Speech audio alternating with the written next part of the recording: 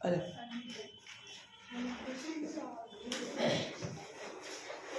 उसको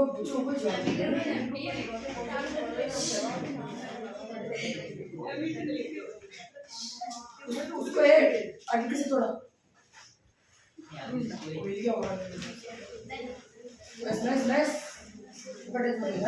हाँ भाई, खंड में पित्तल एवं तांबे के बर्तनों में दही एवं खट्टे पदार्थ कौन नहीं रखने चाहिए?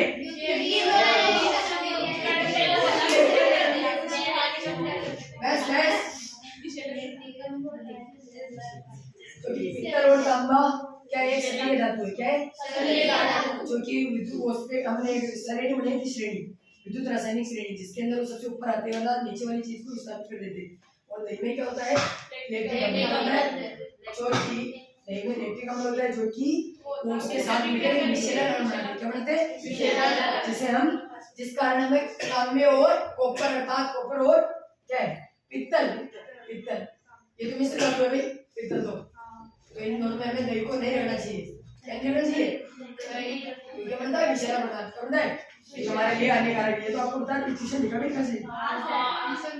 रासायनिक गुणधर्मों के आधार पर धातु और धातु में कोई भी कर देगा भाई, पर रासायनिक गुणधर्म के आधार पर है। एक तो होता है भौतिक गुणधर्म, एक होता है रासायनिक गुणधर्म। क्या होता है इसमें? एक भौतिक गुणधर्म जिसे हम आंखों से वर्णन कर सकते, देख सकते हैं, हम उसे होता हुआ और पिघलता हुआ, मतलब कुछ भी कुतना मिलना को देख सकते हैं। लेकिन जलना एक रासायनिक प्रक्रिया है, अर्थात वो ऑक्सीजन के साथ, देखो धातु में ऑक्सीजन के साथ क्रिया करके क्या बनेगी? धात्विक ऑक्साइड बनेगी, धात्विक ऑक्साइड। और अधातु ऑक्सीजन के साथ क्रिया करके अधातु ऑक्साइड। ये हाइड्रोजन देता है, ये हाइड्रोजन नहीं देता है। ओके, और हाँ, धात्विक इधर ले लो, वो उसके आधार वर्धनीयता, चालकता, ये सब इसके भौतिक गुण है। रासायनिक गुण का मतलब होता है वो क्या क्रिया कैसे करना। तो अगला पार्ट थोड़ी आप पहली बार में रासायनिक गुणधर्म की वैल्यू, भौतिक गुणधर्म का मतलब आपको मैं भी आपके सामने पढ़ा रहा हूँ। तो मैं क्या हूँ? भौतिक गुणधर्म। क्या हूँ? आपको आप मेरे को आंखों से देख सकते हो, आप मेरे वर्णन कर सकते हो कि अभिषेक जैसे क्या है, मोटी मोटी आंखें हैं, पतले बाल, कर्ली कर्ली है, उसके टेस्ट होगा। बस चुपचाप बैठिए, चुपचाप बैठिए। अर्थात जिस चीज का हम आंखों से वर्णन कर सकते हैं भौतिक गुणधर्म, और भौतिक गुणधर्म में बहुत इसकी समस्या चुप करा। भौतिक गुणधर्म में नया पदार्थ नहीं बनता है, बनता है तो उसे वापस पुराना पदार्थ बना सकते हैं। जैसे बर्फ का पानी में बदलना, वापस पानी का डेयरी मिल्क का पिघल जाना, और वहाँ पे डेयरी मिल्क को फ्रीजर में और जम जाना, वही है ना गुल्फी का, गुल्फी को। लेकिन इसमें पूछा रासायनिक गुणधर्म के आधार पर, किसके आधार पर? रासायनिक गुणधर्म के आधार पर। धातु में ऑक्सीजन के साथ क्रिया करके धात्विक ऑक्साइड देती है। क्या देती है? धात्विक ऑक्साइड। और ये अम्लीय प्रकृति के होते हैं। कैसे? अम्लीय प्रकृति के। और अधात्विक ऑक्सीजन के साथ क्रिया करके अधात्विक ऑक्साइड देती है। क्या देती है? अधात्विक ऑक्साइड। और ये कैसी प्रकृति होती है? क्षारीय। देखो आप ट्यूशन को पहले पढ़ो, देखो अधिक शब्द से बोलते हैं। क्या नहीं दिख रहा है? साइड जगह चेंज कर लो, ऐसे करो, हटी लो यार, लो अड़ू दी हटा लो। हाँ ठीक है, सुन लो आगे। नेक्स्ट क्वेश्चन, कार्बन और उसके यौगिक कौन सा चैप्टर? 14। अधिकतर अनुप्रयोग ईंधन के रूप में ही क्यों किया जाता है? अरे सिंपल बात है, क्योंकि दहन से, क्योंकि कार्बन के दहन से ऊष्मा प्राप्त होती है। क्या प्राप्त होती है? ऊष्मा। कार्बन एक चतुर्संयोजी यौगिक है। क्या है? चतुर्संयोजी यौगिक, मतलब जिसकी संयोजकता 4 है। ये 4 के साथ गठबंधन करेगा, अर्थात गठजोड़ा बांधेगा। क्या बांधेगा? गठजोड़ा।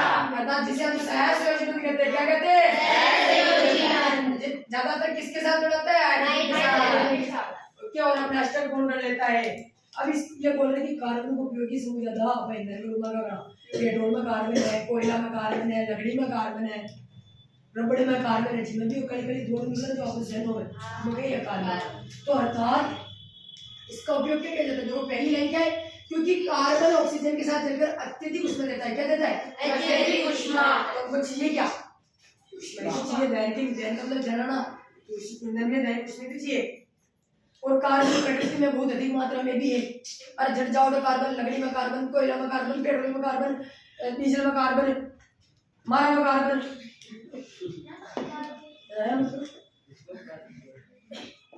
और इसका ज्वलन ताप क्या हो सकता है? तो पता चाह अधिक होता है। ज्वलन ताप बहुत अधिक होता है, अर्थात जलाने से बहुत ज्यादा ताप मिलता है। तो हमको यही तो चाहिए। अरे ईंधन का मतलब क्या है? हमारे ईंधन का काम कौन करिए? रोटी, बाजरे की रोटी, मक्की का होगरा, मतलब बाजरे की रोटी और मक्की की रोटी को होगरा कहते हैं। मारवाड़ी में बाजरे को होगरो, बाजरा होगरो है। और वो कहा के सागरी आग, बाजरे को होगरो के सागरी आग। सर बोले है कौन से को है बोलते इसमें कुछ कर रहे हो, कुछ कर रहे हो, कुछ मैं कुछ करना चाहता हूँ, मैं कुछ करना चाहता हूँ। हाँ, कार्बन ऑक्सीजन के साथ जलकर अत्यधिक ऊष्मा देता है। ये प्रकृति में अत्यधिक मात्रा में पाया जाता है। ये इसमें संकलन का गुण होता है। इसमें अर्थात जुड़ता ही जाएगा, गठबंधन मारते जाएगा। ये क्या है? हमारा है। अरे किसी के साथ जुड़ रहे हैं। ओके, अरे मम्मी पापा की बात नहीं मान रहा है, उसको दोस्त छोटा, वो दोस्त बना लिया, सहेली छोटी, वो दोस्त बनेगी। इसका ज्वलन ताप सामान्य होता है। क्या होता है? नहीं, सामान्य होता है। और ठीक है, और इसके दहन को हम नियंत्रित भी कर सकते हैं। इसके दहन को हम नियंत्रित कर सकते हैं। अर्थात कार्बन को ईंधन के रूप में उपयोग लिया जाता है। सबसे बड़ी बात कार्बन चतुर्संयोजी। क्या है चतुर्संयोजी का अभिप्राय? कार्बन 4 के साथ सहसंयोजी बनाता है। कार्बन में संलग्न का गुण पाया जाता है। कार्बन ऑक्सीजन के साथ जलकर ऊष्मा देता है। कार्बन का ज्वलन ताप सामान्य होता है। और कार्बन के दहन को नियंत्रित कर सकते हैं ना। अरे पेट्रोल जल जाए तो नियंत्रित कर उसको, तो भाग जाओगा।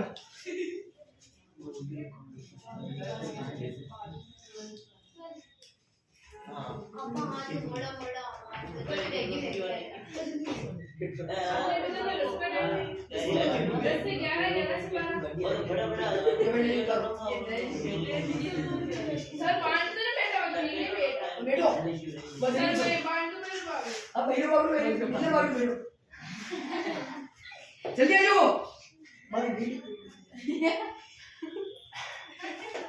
ओके,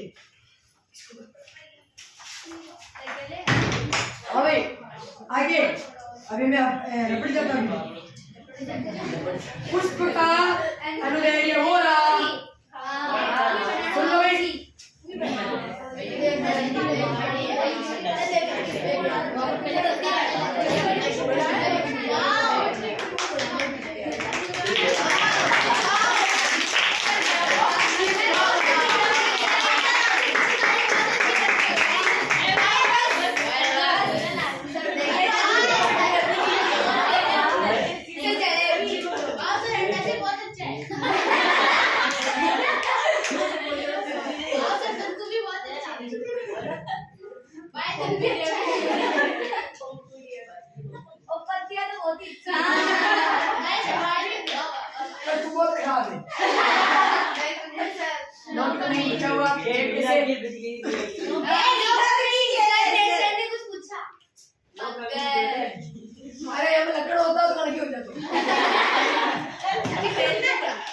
अभी सुन लो भाई, ये पुष्प का चित्र जैसा भी बना एक बार देख लो।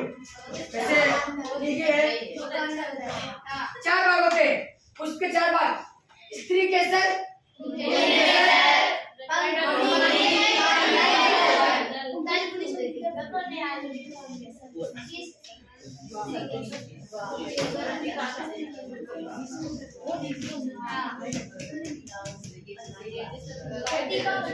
बोलो स्त्री केसर,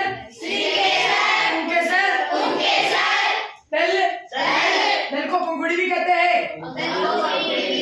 और बाह्य दल अर्थात हरा भाग। स्त्री केसर के वापस 3 भाग है। भक्ति काग,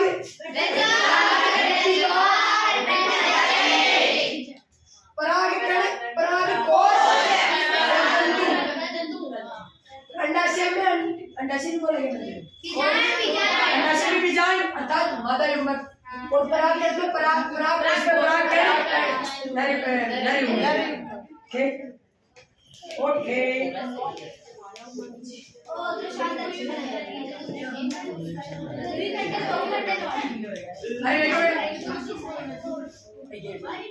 निकल गई क्या हुआ पुरानी बातें भी डिस्कस बैठो भाई अरे हमारी क्लास अरे घर में नल्ली हुआ नहीं है सब बच्चा हाँ शुक्रिया लाना सब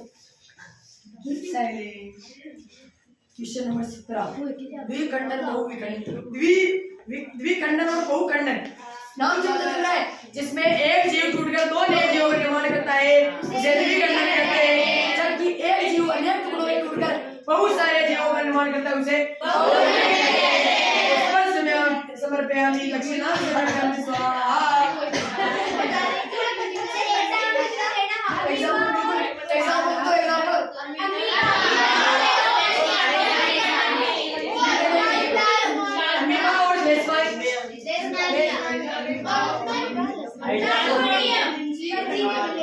अमीबा और लेस्मानिया और प्लाज्मोडियम मलेरिया परजीवी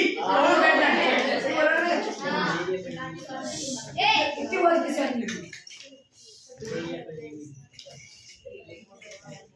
जेटा मतलब क्यों बनाया था कि तारे क्यों टिमटिमाते मेरी दादाजी मुस्कुराते हैं ये कारण हमारा नहीं है हम साइंस वाले हैं और साइंस वाले क्या करते हैं तारे टिमटिमाने का एक शब्द में काटने को तो वायुमंडलीय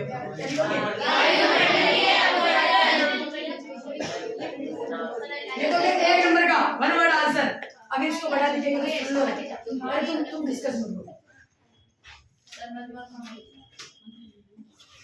सुनो क्योंकि तारों का प्रकाश पृथ्वी तक पहुंचने में बहुत ज्यादा अंतराल तय करता है बहुत दूर होते हैं तो उसके बीच में वायुमंडल की अनेक परतों का अपवर्तनांक अलग अलग होता है तो प्रकाश की किरणें अपवर्तित होती हुई हमारे तक पहुंचती है तो तारा हमें ऐसा प्रतीत होता है कि तारे टिमटिमा रहे हैं जबकि वास्तव में ऐसा नहीं होता है ओके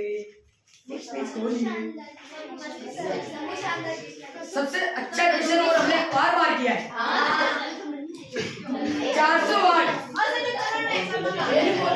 तो करने के लिए बैठा हूँ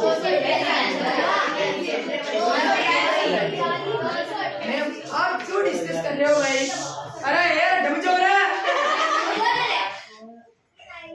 आपको पी दे रखा है क्या दे रखा है 400 वाट पहले तो क्या दे पहले तो क्या दे रखा है वो देखो शक्ति दे रखी है 400 वाट वाट आ गया तो शक्ति क्या बोला मीनाक्षी ने अभी 400 आ गया तो वाट नहीं शक्ति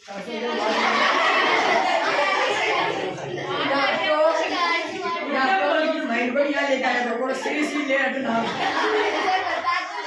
मानसिक रूप से उपस्थित भी रहा तो अच्छा बेटा अपनी क्लास में हो सब दिन न यार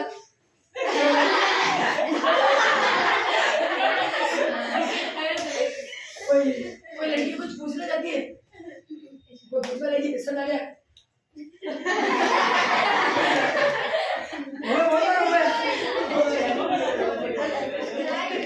कोई लड़की कुछ लगा लिपा लगा कुछ लगा बुला के अवसर बढ़ाया गलत आइडिया जो से नहीं देला ओके क्या देता है शक्ति दे रखी है 400 वाट शक्ति दे रखी है 8 घंटे प्रतिदिन पैसे दे रखे और 3 रुपए प्रति मिनट 3 रुपए देखो ये पॉइंट 0 का तो मैथिंग है 3 रुपए का लिख लो पर लिख के डब्ल्यूएच निकालना है आपको मैं बताया था राइट लिख के डब्ल्यूएच निकालने का सूत्र किलोवाट आवर का शक्ति इनटू अब शक्ति वाट में है तो 1000 का भाग लगेगा और किलोवाट में है तो 1000 का भाग नहीं लगेगा इनटू 8 तो 0 से 0 8 3 24 तीस तो है ना प्रतिदिन तो महीने के लिए पूछ रहे ना ओके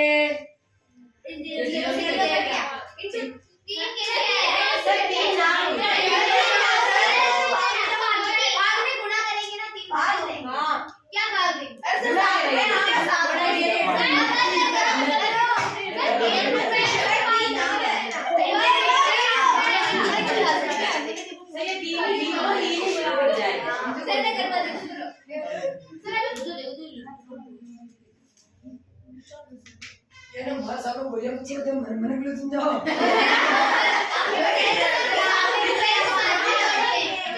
कहाँ से निकाल रहा हूँ मैं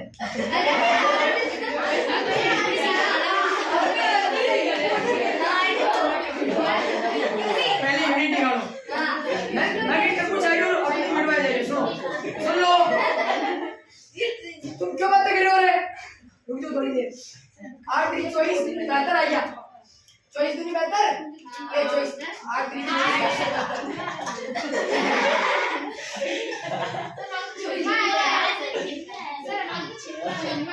आएंगे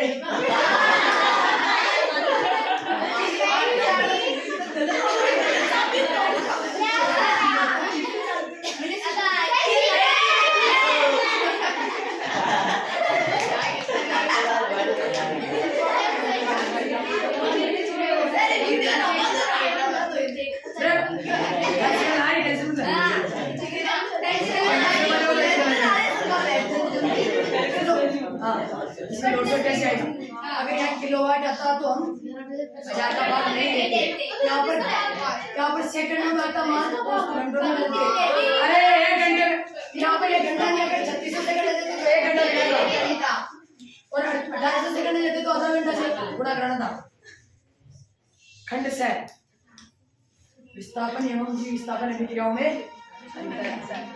जो कोई ने ना ही जो बता दो मुझे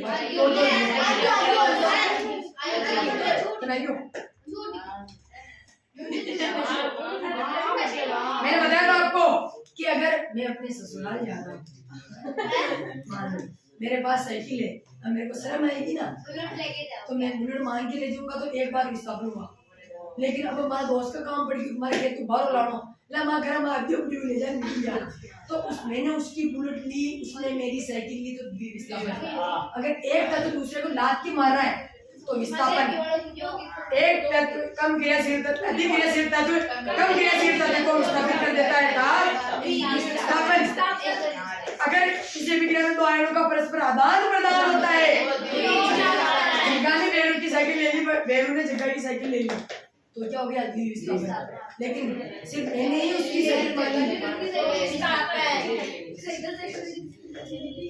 उसमें से शेपी और उसमें सोशेपी क्या काट मेरी बात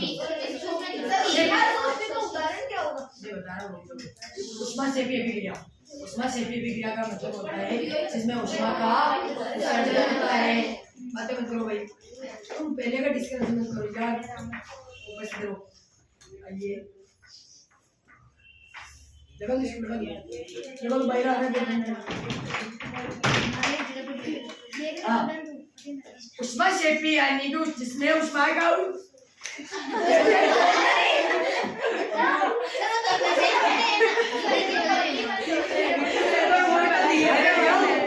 अच्छा दिख रहा हूँ तो वही एग्जाम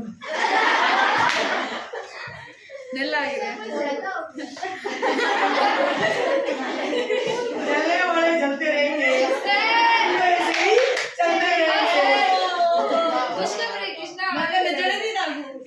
और क्यों तूने भाई वीडियो बचा लूं ना फटाफट बड़ी जब डायरेक्ट शुरू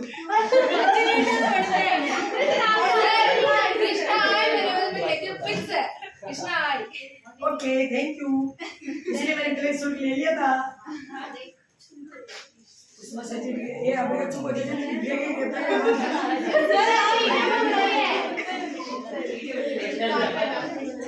मैं इसको डालूंगा थोड़ी मैं ज्यादा ऐसे कर रहा हूँ और मैं ट्राई कर रहा हूँ कि वीडियो में कैसा लगे अच्छा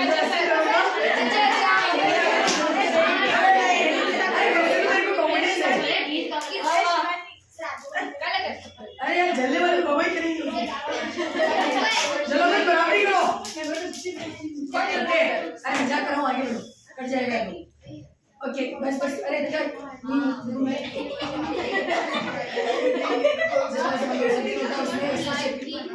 शिवानी जिसमें उष्मा का उत्सर्जन होता है उसे उष्मा शेपी जबकि जिसमें उष्मा का अवशोषण होता है उसको उष्मा शोषी जैसे श्वसन एक उष्मा शेपी प्रक्रम है जबकि रोटी खाना एक उष्मा शोषी प्रक्रम है इसमें अभिक्रिया भी है हाँ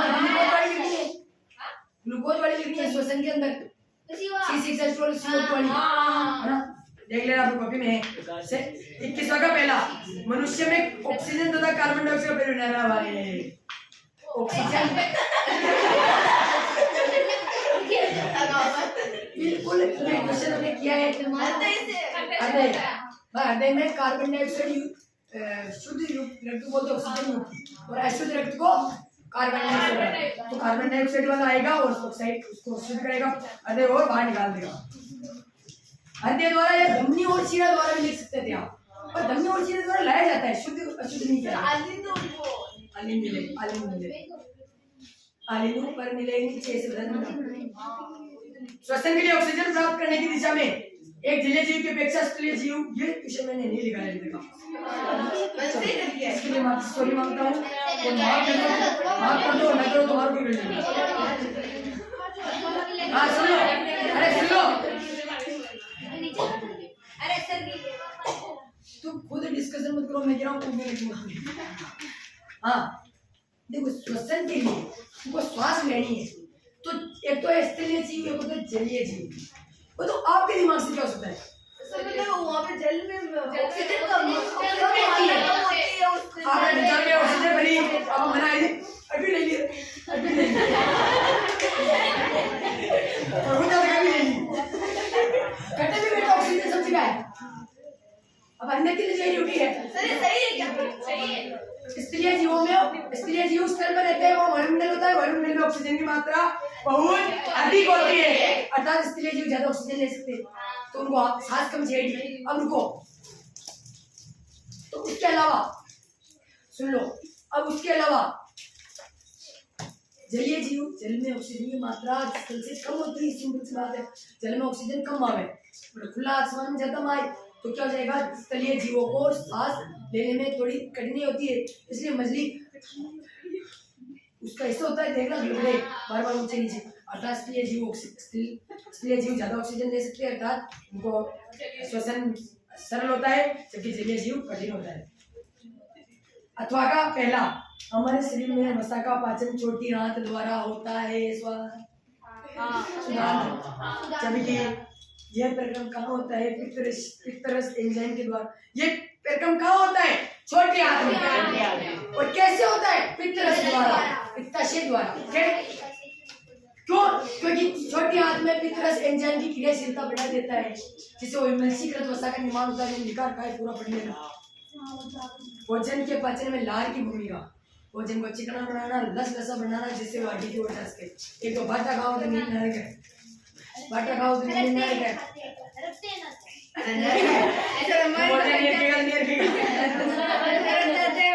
क्योंकि अंडा खाओ तो जट लग जाए, तो अंडे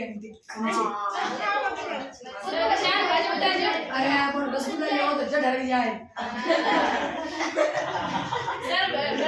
मिट्टी का होगा ना, I don't like मिट्टी का होगा, I only good day।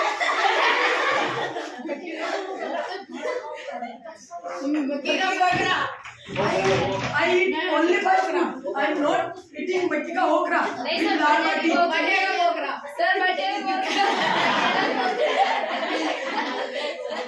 Okay, हमारे शरीर में वसा का पाचन किससे होता है, पित्तरस के द्वारा, जो पित्तरस कहाँ से निकलता है, पित्ताशय से, जो कि एंजाइम की क्रियाशीलता बढ़ा देता है। और यह कहाँ होता है, छोटी आंत तथा शुदांत्र में। भोजन का सबसे अधिक पाचन शुदांत्र में होता है, भोजन का सबसे अंतिम पाचन प्रदान तथा बड़ी आंत में होता है। भोजन का सबसे पहला बार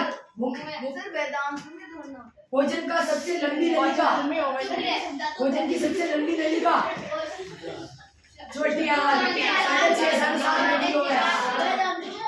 और गसिका में कौन सी गति,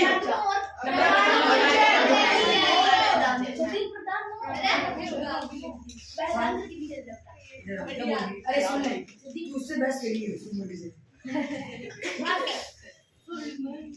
भोजन में लाल की भूमिका, भोजन को नस्ल ऐसा चिकना बनाता है ना, आगे मेरा चिकना होगा तभी तो आगे जाएगा, वरना उल्टी जाएगा। और मक्की की रोटी दाल बाटी खाओ, जब से खाओ उल्टी होगी, ध्यान रखिए। चल ऐसी का होगी और याद कीजिए, पादप हार्मोन वे रासायनिक पदार्थ जो पौधे की वृद्धि एवं विकास को नियंत्रित करते हैं, उसे रासायनिक उसे हार्मोन कहते हैं।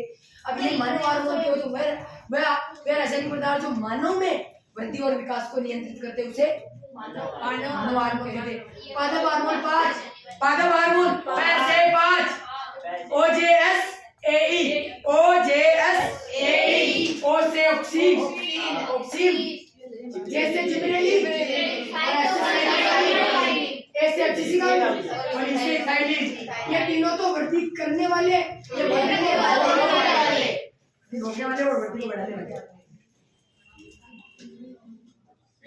किसके सारे चारों ओर प्रधान की वृद्धि ऑक्सीजन सहायक होती है। ओके ये कौन कर रही थी? क्या बनानी? क्यों थी बेबी?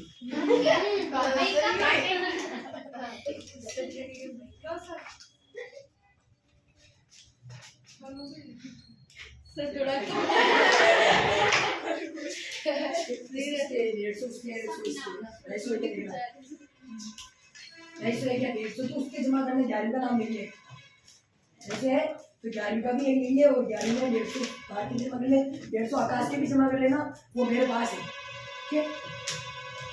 हाँ बाद में कर लेना। क्या बोल रहा था? ऑक्सीजन हार्मोन आ रहा है, क्षय हार्मोन, कोई क्षय में चले जाए तो पौधा झुक जाए, मैंने बताया था आपको। ओके वही तो देखो इसमें क्या होता है, सारे वाले भाग में वृद्धि नहीं होती है और दूसरी वाला भाग ज्यादा वृद्धि करता है, ये ऑक्सीजन जहाँ पर ऑक्सीजन की सांद्रता अधिक होती है, तो ये ऐसे गोल घूम के जाएगा। एड्रेनल हार्मोन कहाँ से निकलता है? पहले तो अधिवृक्त ग्रंथि को अधिवृक्त बोलते हैं, ठीक है? ये हार्मोन शरीर में रुक होती है और धड़कन बढ़ जाती है, हम दौड़ते हैं ना फिर तो जैसे होते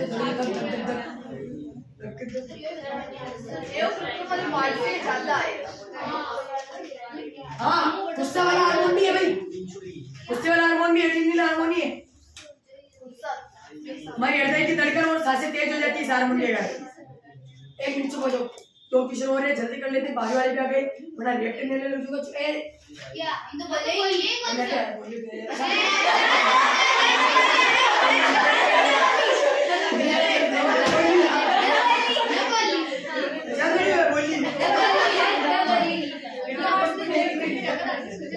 आयोडीन युक्त नमक, क्या आपके टूथपेस्ट में नमक है? क्यों बोला जाता है? क्योंकि आयोडीन युक्त नमक नहीं खाओगे गलकंठ गाइटर रोग हो जाएगा गले का।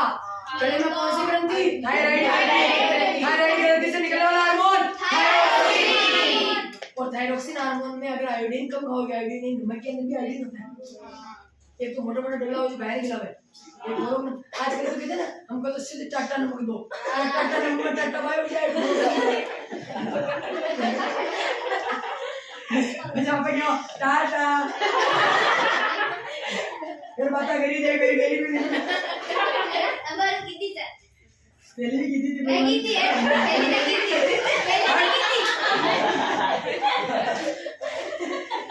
कोई बात नहीं, अंतिम दिन आप कुछ ही बोल सकते हो, अंतिम दिन से अंतिम दिन बोलती रहती हो क्या बोल रहे हो सर? कहीं बोल रहे सर, और क्या बोल?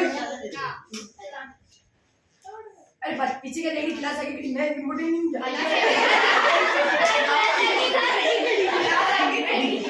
क्लास आगे नहीं आयोडीन युक्त नमक क्यों खाना चाहिए? थायराइड ग्रंथि से थायरोक्सिन हार्मोन देता है, आयोडीन नहीं होगा तुम्हारे गलकंठ गाइटर रोग हो जाएगा। क्यों हो जाएगा? तो आपके टूथपेस्ट में नमक होना चाहिए, नमक में आयोडीन होना चाहिए। हमारे भाइयों के पीछे का दृश्य देखने के लिए कौन सा दर्पण? उत्तल दर्पण, क्योंकि एक छोटा सा भाग बड़ा क्षेत्र दिखा सकता है। एटीएम में लगा होता है, वाहनों में साइड में लगा होता है, लाल किले की दीवार पर लगा हुआ है, अपना भिलवाड़ा का इनॉक्स पता है कि तुमको? क्यों उत्तल दर्पण? क्यों? सुन लो, उत्तल दर्पण क्या एक वक्राकार ऊपर से उभरा हुआ होता है, आप चम्मच में मुंडा देखते हो आपको मुंडा मोटा मोटा लगता है, अर्थात छोटे से स्थान पर बड़ा क्षेत्र पर देखने वाला दर्पण उत्तल दर्पण है। किसी लेंस की डायरेक्टर क्षमता एक बेटा लेंस की क्षमता P बराबर 1 बटे है, P का मात्रक डायरेक्टर आपका मात्रक 1 मीटर, फोकस दूरी। यदि किसी की फोकस दूरी 1 मीटर है तो उसका समझदारी क्या होगी? एक डायरेक्ट होगी। मैंने बोला था ना किसी को एक बनाना है तो सबको एक कर लो। तो P बराबर 1 बटे आप, अरे P बराबर 1 बटे आप बोल लो है या आप क्या है? फोकस दूरी क्या है? फोकस दूरी को 1 मीटर करना है तो एक डायरेक्ट समझा देगा। ओके ओके फोकस बिंदु किसी मुख्य एक्स के समांतर आने वाली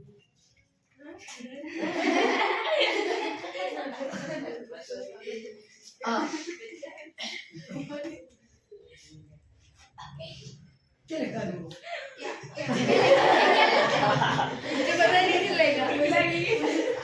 मुंडा बीच बीच की बात करो। पता नहीं चलता है। मुझे लाइट पड़ी। लगेगा। लगी नहीं इस क्लास में। किसी बोलेगा मैं? अरे ऑर्डर कर दो जो भूल जावे। पहले वो तो आधी रोटी काटो काटी ले जावे। भूल जावे।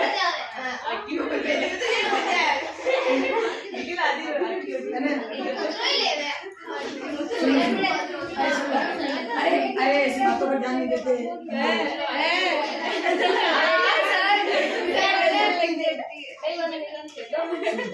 सुन लो फोकस बिंदु क्या होता है? सिंपल बात है, किसी मुख्य अक्ष के समांतर आने वाली किरणें परावर्तन या अपवर्तन के पश्चात फोकस बिंदु से गुजरती है या गुजरती हुई प्रतीत होती है, अर्थात इसे ये मुख्य फोकस कहते हैं। आपको पता है दोनों अवतल दर्पण और अवतल लेंस दोनों का माइनस होता है और उत्तल दर्पण और उत्तल लेंस दोनों का प्लस होता है। कौन? फोकस दूरी में।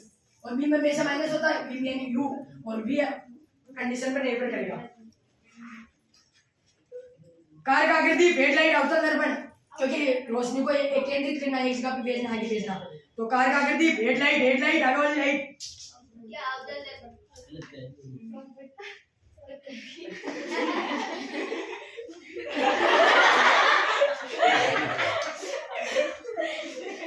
सौरबत्ती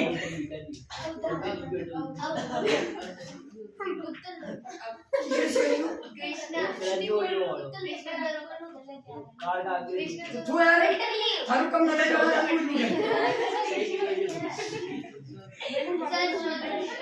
सौरबत्ती में भी अवतल दर्पण, क्योंकि सारी किरणों में एक जगह करने वाला कौन है? अवतल दर्पण। अरे सौरबत्ती डालो या बत्ती है, मान लो वहां घर बत्ती है, पापा मारो उधर सामान भेड़ी से क्या सौरबत्ती है? अट्टी ने सूरज है, कोई है सूरज। अरे मारवाड़ी में बोल रहा हूँ, हिंदी बोलूंगा मैं तो बहुत अच्छा हूँ। हाँ सूर्य, इधर कौन है? सूर्य। ठीक है, सूर्य से प्रकाश की किरणें आ रही है इधर।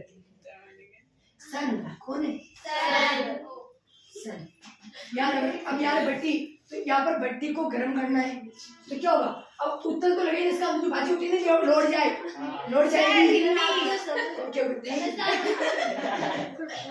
सर यहाँ पे तो क्लास में कौन है? मैंने भी कौन है? धनपत में बोल रहे हैं। सुमन बोला है।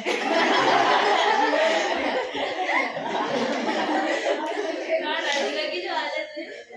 सुनो तो यहाँ पे मैंने क्या लगाया? अरे तुम मुझे आएगी तो मेरे क्या फर्क पड़ेगा? हाँ सर नपड़ा जुदी कर दी है। अच्छा तू बुरा मान रही है क्या? मान जा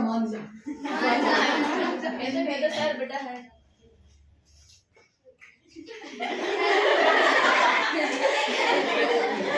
बट्टी क्या?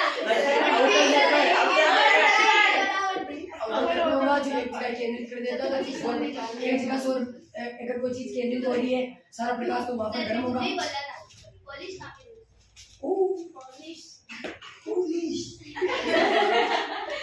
कर देंगे।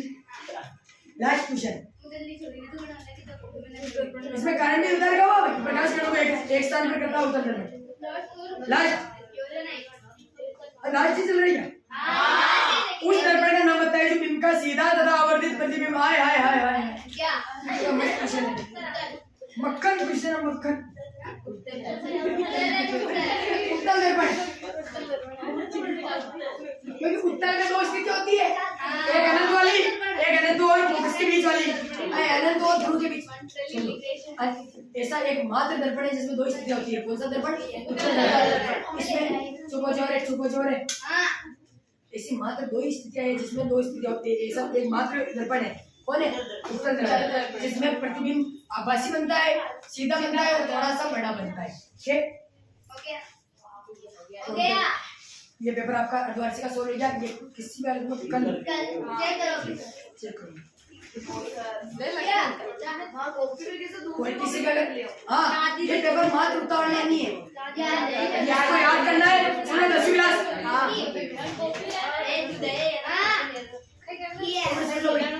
अरे सुन लो रे, इस पेपर को याद भी करना है फेयरवेल के जस्ट बाद, फेयरवेल के जस्ट बाद, अर्थात वो 3 तारीख को। 2 तारीख के साथ छुट्टी दे सकती है आपको, 3 तारीख को दे सकती है। हाँ वो रोल बना, हाँ वो नाम दे दिया। वो छुट्टी किसी कारण से भी दे सकते हैं।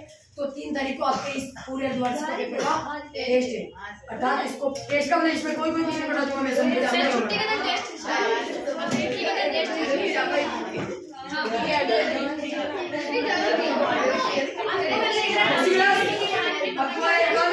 अपने गाने और नाम लिखा दो, आज के बाद कुछ नहीं लिखा जाएगा।